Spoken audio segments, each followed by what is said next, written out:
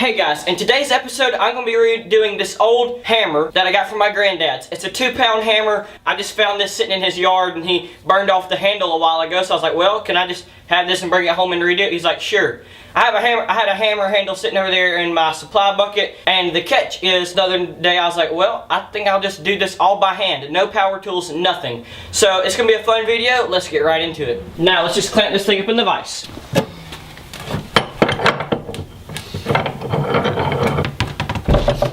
And I'm just going to take this piece of sandpaper and work on this forever.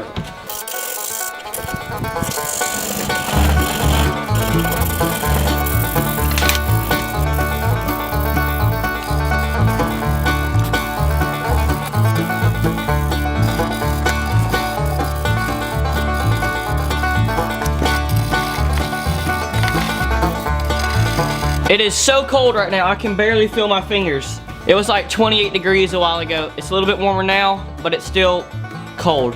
I can still see my breath.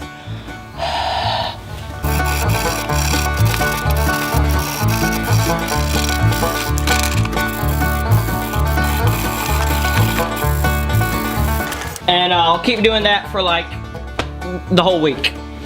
Okay, so as I sand, I'm adding water so that the sandpaper will not get gunked up as easy. And I can just sand and it won't get gunked up as fast.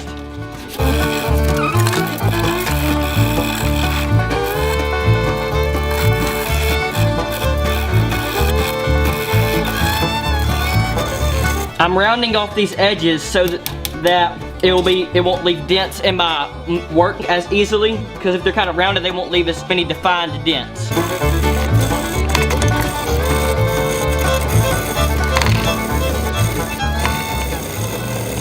Alright, so now I'm going to take a lunch break. I've got it kinda good. Probably going to go over a little bit more with some higher grit sandpapers, like maybe 120. Those were like 80. If you have a 40, use that. But as I said, don't do it by hand. Use the belt sander.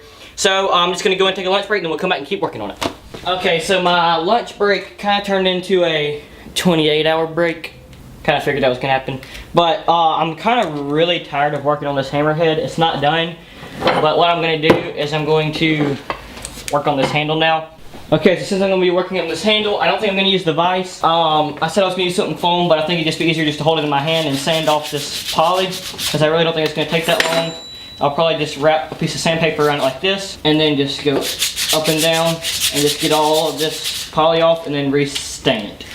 Alrighty, so after sanding for about 5 minutes maybe, didn't take me very long, I ripped off all of this poly, and I even went over it with a 120 just to kind of smooth it out. I think what I went over it with first was an 80. And if you're going to be using the hammer for blacksmithing, make sure you get these sides flat. Like on this hammer here, my main hammer now, I only have like 1 or 2 hammers. I need to get a bunch more. These sides, I took it on the belt sander and flattened those out so that it doesn't roll in your hand whenever using it for blacksmithing. Because when you're hitting it rolls, it's going to make more dents in your work. So I think I got all this off. I'm probably going to go over a little bit more just to get some of these dents that are polyed out. And then I'm going to stain it with some stain. I think I have 3 different colors, and I'll decide which one I want to use. And then we'll go from there and keep working on the hammerhead.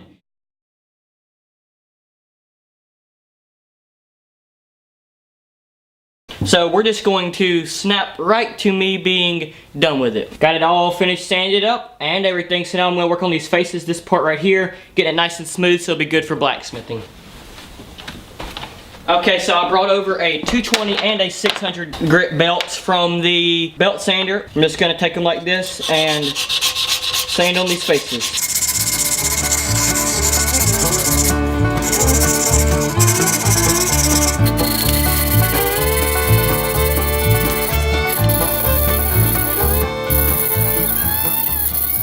Okay, I've now finished both faces with these belts. I think it's done. If you really wanted me to make it shiny, I could, but I like more of a rustic look. I don't really think a shiny blacksmith hammer looks like a blacksmith hammer. So now we need to assemble the hammer, get the gray handle. The handle didn't really turn out as good as I would have liked it to, but the head looks really nice. Okay, there's the 2 components. I don't think the handle's completely done drying, but I'm going to put it together anyway. The handle doesn't look too bad.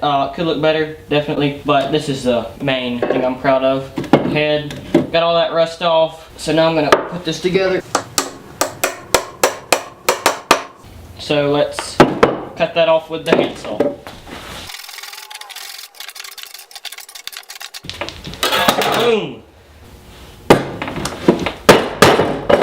Okay, so I'm not happy about the way that handle looks, so I'm going to burn it with this propane torch to make it look a little bit better.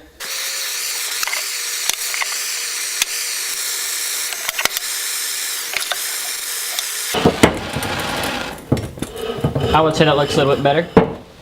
Alright, I've got the forge lit. It's raining, but I finally got it lit. So, let's test this hammer out.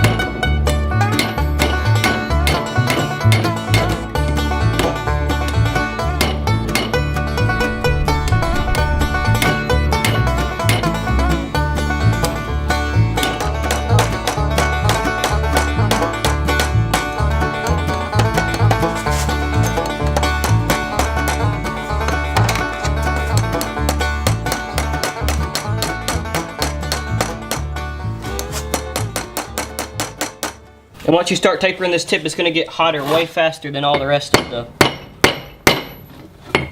metal. So you just want to taper this down real good. Okay, now what you're going to want to do for this finial is you're going to want to just downward strokes, feeding it out. Make sure you're doing it on the right side. Just keep everything straight and go for another heat. Okay, so now that I've got that done, fed it out on the last heat, I'm going to roll this up like that. Just roll it around till I can get it all the way centered as possible. Roll it around, got it touching. And boom, there's your finial on the end. Okay, got a little bit more heat into it now.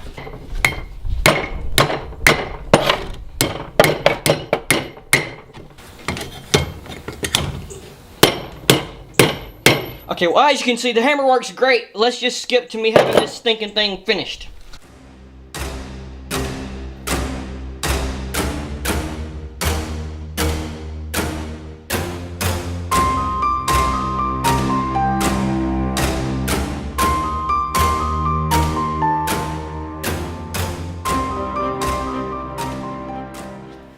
Okay, that is all for today. I hope you enjoyed the video. I really enjoyed making this hammer. Did it all by hand. That was super fun. No power tools. I made this hook with it from the railroad spike, finished it up. Did use a few other hammers, but I mean, it was a big project. Had to use a few other hammers. Hammer held together great. It does work. I just wanted to prove to y'all that it does work. So be sure to subscribe, and I'll see you in the next episode. And I should probably put out the forge.